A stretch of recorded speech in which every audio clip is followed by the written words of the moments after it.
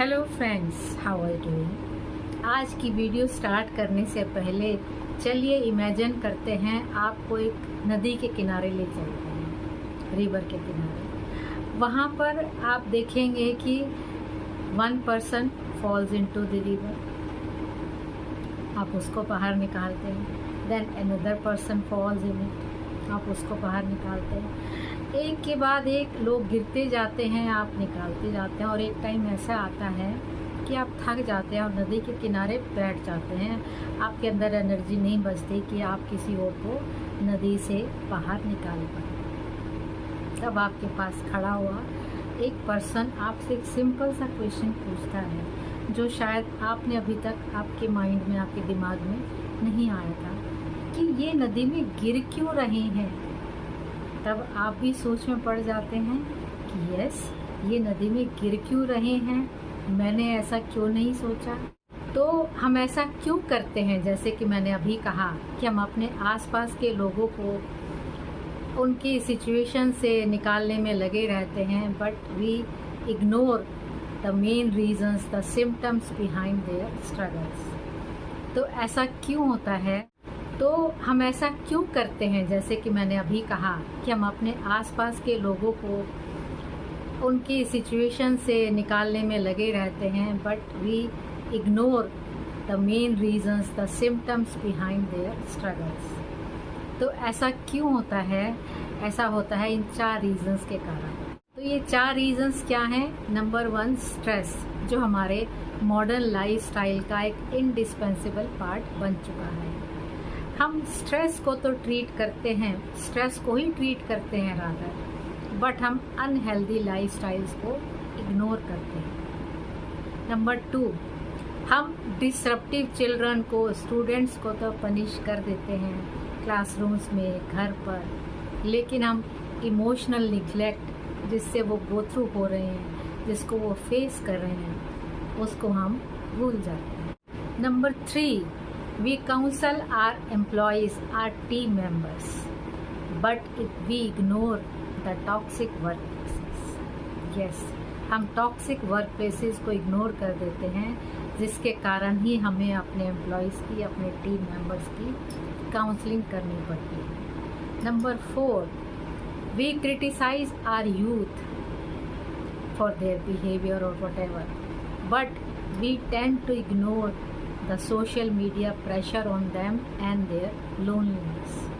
तो हम उनके ऊपर सोशल मीडिया का कितना प्रेशर है, कितना इन्फ्लुएंस है, जिसके कारण वो इस तरह से अनडिज़ायरेबल बिहेवियर करते हैं, और उनका loneliness for whatever reasons, उस सब को हम इग्नोर कर देते हैं, हम उनको क्रिटिसाइज कर देते हैं। वो शायद हमें आसान लगता है। तो ये जो 4 पॉइंट्स मैंने अभी आपसे डिस्कस किए, इन 4 पॉइंट्स के बेसिस पर हम ये इन्फ्रेंस ड्रॉ कर सकते हैं कि symptoms are visible but causes are often hidden.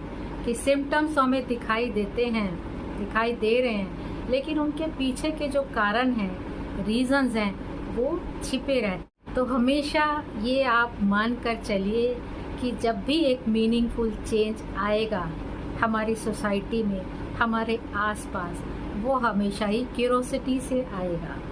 जब हम जानने की कोशिश करेंगे कि ऐसा क्यों हो रहा है, ऐसा किस लिए हो रहा है, इसके पीछे क्या रीजंस हैं, तो जब हम ये क्यूरोसिटी, उत्सुकता दिखाएंगे जानने की, उसके पीछे रीजंस हैं उनको समझने की, तभी हम उन कारणों को, उन रीजंस को समझ पाएंगे।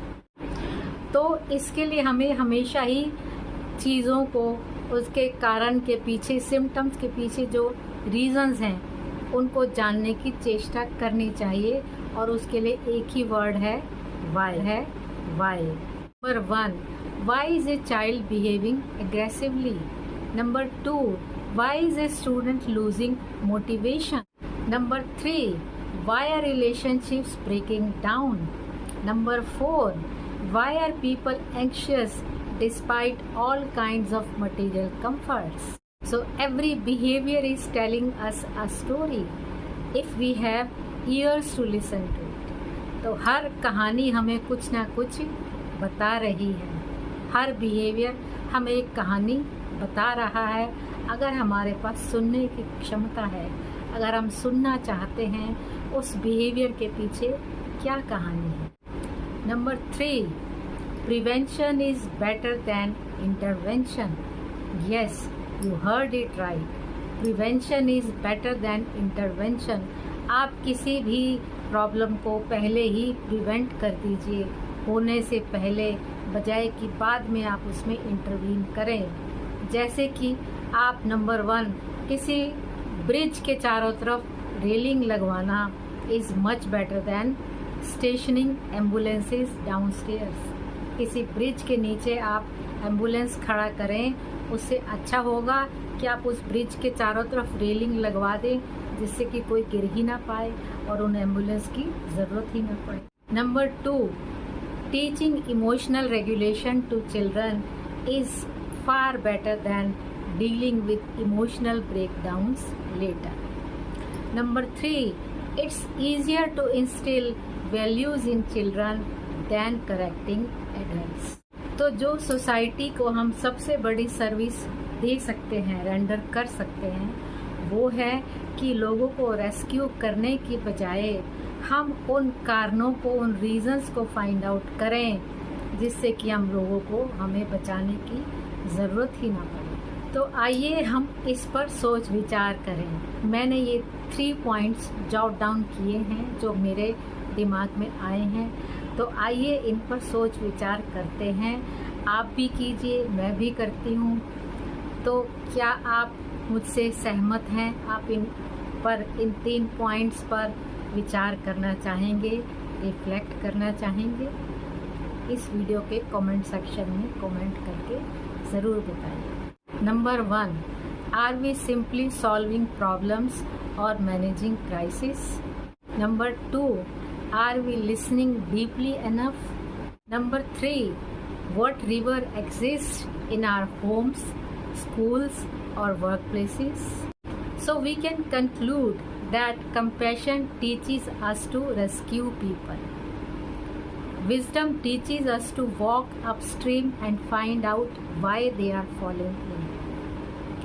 And society needs both rescuers and the seekers. And most importantly, it needs people who have the courage to ask why the people are falling into the river. So if we want to change lives, we must stop fighting symptoms. Rather, we must start understanding causes, because every problem has a history and every solution begins with a question.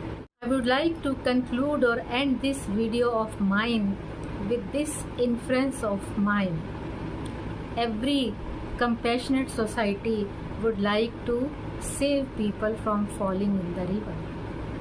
Every wise society will ask why they are falling in the river, and a best society will do both. Means it will rescue people as well as it will try to find out, it will ask why they are falling in the river. So if you like the content of this video, like it, share it with other friends of yours, comment on it, and subscribe to our channel Mind and Meaning with Asha Mittal, so as to watch more of such videos. Until then, keep exploring meaning behind life experiences. See you next time. Thank you.